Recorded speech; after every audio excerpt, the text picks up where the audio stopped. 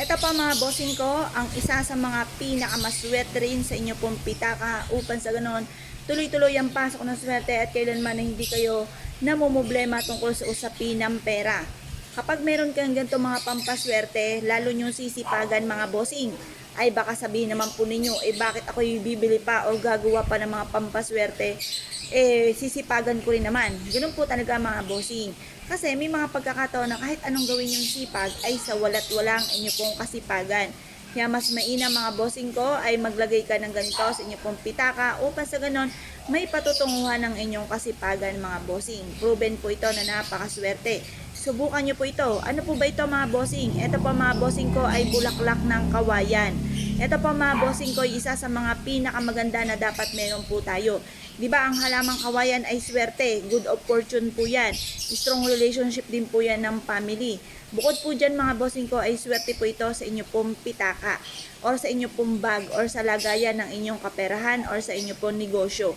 Ngayon po mga bossing, kapag may mga dumarating sa inyong pagsubok, mapapasin ninyo once na meron kayong ganito, instead na ikaw po ay lagi namumblema tungkol sa usapin ng pera, ay tuloy-tuloy ang pasok ng swerte sa pera at hindi ka na namumblema po muli tungkol sa usapin ng pera. Proven po ito mga bossing. Kaya kung kayo po naniwala at na-issue po na magkaroon po ng ganito, sa amin po ay meron din. Or kaya kung gusto nyo po, kayo po mismo ang manguha ng bulaklak ng kawayan. Magdudulot po ito ng swerte mga bossing. Ang gagawin nyo lamang po mga bossing ko, kukuha kayo ng ganito, tapos kunin ang inyo pong pitaka or ang inyo pong bag or lagay ng pera at tapos ay magwi-wish. Sabihin nyo po sa pamamagitan ng aking sipag at tiyaga at pananalig sa mahal na Panginoon ay makakamtan ko lahat ang aking mga pinapangarap. Kailanman na hindi na ako mamumblema tungkol sa usapin ng pera at iaadya ako nito kung saan lagi ako ay suswertihin. Tapos i-mindset nyo na simula na ito ng tagumpay po ninyo. Makapangyarihan ng ating pong isipan, ng ating salitain.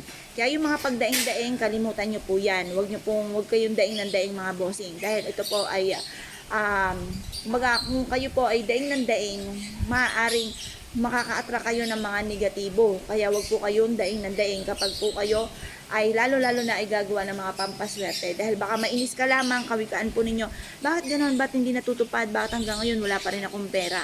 Kaya kailangan pagsasabay-sabay na natin ang pagiging positibo para gumana ang ating law of attraction at ganoon din po magtawag tayo ng swerte, lagi natin sasabihin mga magaganda.